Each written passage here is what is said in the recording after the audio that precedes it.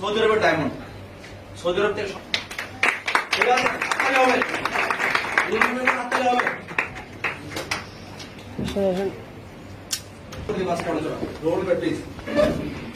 আসসালামু আলাইকুম। ওয়ালাইকুম আসসালাম।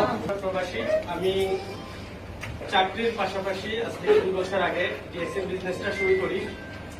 তো আলহামদুলিল্লাহ আমার upline leader Abdul Salam sir SSD training থেকে, ওনার ইনফরমেশনের মাধ্যমেই আমার ডিএসএন এর যাত্রা।